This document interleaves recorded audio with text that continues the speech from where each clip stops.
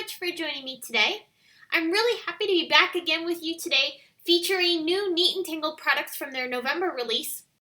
Today I'm going to be featuring the new May Your Holidays Be stamp set, and it has this really fun ornament that you can build up with a few different images. And I'll show you how I did that. So I'm first starting off with the ornament, and I'm going to be stamping this with my Misty stamping tool because I want to stamp this multiple times to get a good impression, because I'm going to be using distress inks. Distress inks aren't technically meant to be used with stamping on clear stamps because they don't have a good clean impression for the most part. Once in a while you'll get a stamp that will stamp well with a distress ink, but for the most part you're going to end up with an impression that looks like this. It's going to look a little splotchy and not quite even. It looks cool for a distressed look, but I'm not looking for a distressed look on this particular image. I want it to be nice and smooth. So I'm going to go ahead and stamp it again a second time to give me a nice, good impression. Now the reason I'm choosing distress inks over, say, a dye ink is because I actually want to add some watercoloring onto this image. So I'm actually going to use some water and blend out the color from the sides and then also add in a little bit more color to give me some coloring on this particular image. So I'm now going to stamp the little starburst image inside of that ornament using some tumbled glass distress ink. And then I'm also going to stamp the little banner which is included in the stamp set. So I'll go ahead and ink this up with some Simon Says Stamp Clear ink, and I'm also prepping the surface of my paper with an EK Success powder tool. It's just going to help cut down on any static cling as I go ahead and press this image down and add the embossing powder. Now, the embossing powder that I'm using for this image is some Nouveau glitter embossing powder. This is a really gorgeous gold, and I forget the name of it at the moment, but I'll have it linked in the video description. But I absolutely love it. I have been using this like crazy because I love the beautiful shimmer of this embossing powder. I went ahead and heat set that with my heat gun, and here you can see I went ahead and colored in the ornament with those distress ink colors. I didn't show the coloring process because it was really simple. All I did was take some water and first apply a light coat of water over top of the red areas, and then I added a little bit darker coloring of red onto the image. And now I'm adding some shading onto the blue using some tumbled glass distress ink. The real focus of this particular card is I want to show you how I created this ornament to look more dimensional. So I'm taking some Simon Says Stamp Clear ink and I'm applying a nice coat of it over top of this ornament. I'm covering this completely with the embossing ink. I'm now going to take some Simon Says Stamp Fine Detail and Clear embossing powder, and I'm going to sprinkle this right over top of the ornament and sprinkle the excess back into the jar. What I'm left with is an ornament that is completely covered with embossing powder. As I heat set this, it's going to melt the embossing powder and give the ornament a really nice shiny appearance. Now it looks cool with just one layer, but I'm going to make this even more dimensional by adding multiple layers of embossing ink and embossing powder. It's going to give my ornament a more raised and dimensional appearance and help it look like a real shiny ornament.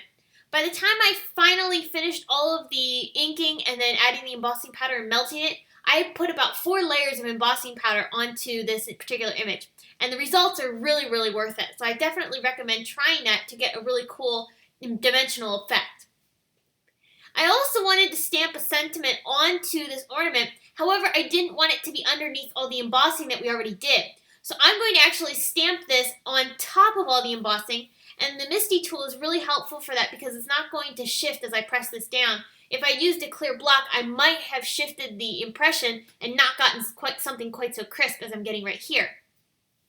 I'm using some Ranger white embossing powder to add the beautiful sentiment on top of that ornament, and then I'll go ahead and heat set that with my heat gun. After we've built our ornament, it's time to go ahead and work on creating the supporting elements that it's going to be surrounding this ornament.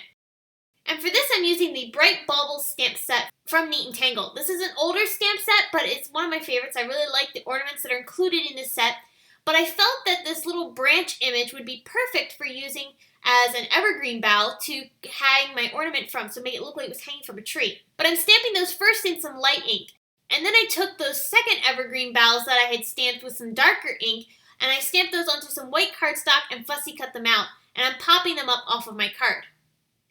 I'm also taking some foam tape and adding it to the back side of my heat embossed sentiment that we used that glitter embossing powder for. I'll go ahead and pop that up off of my card. And I'm also taking some red sequins from the new sequin mix that we have from Neat and Tangled. This is a really beautiful holiday mix.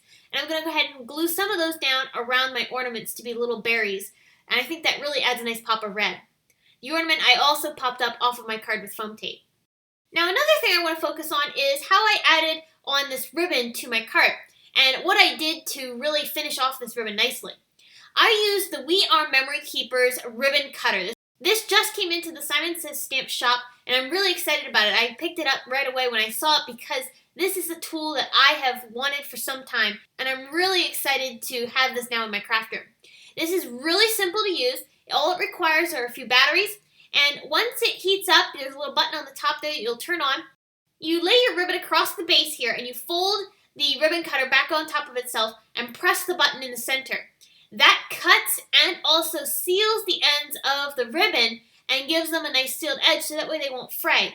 This is really, really handy. If you've ever seen nice ribbon from, say, packaging or other fancy stores, you notice that the ends of the ribbons are always that nice finished off edge. They're sealed and they don't fray.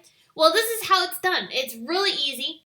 And after I trimmed the ribbon with my ribbon cutter, I went ahead and glued it down onto my card using some PPA matte adhesive. So this was a really simple card to make. I really enjoyed getting to do some different techniques on this card, and really the focal point of the card is the ornament, and I think that the simple design really lends itself to allowing that ornament to take center stage and really be the showcase of this card, because it's really definitely a beautiful centerpiece. And I think if it had been on a busier card, you wouldn't have gotten the same impact that you get with this card, how it's a lot more simpler and it allows that ornament to be the focal point. So I hope you've enjoyed this card and got some inspiration on using the new Neat Tangled release. If you have any questions, please leave them in the comment section below, and head on over to my blog for more information on the new November release from Neat Tangled. If you enjoyed this video, here's another one you might like featuring Neat Tangled's newest release.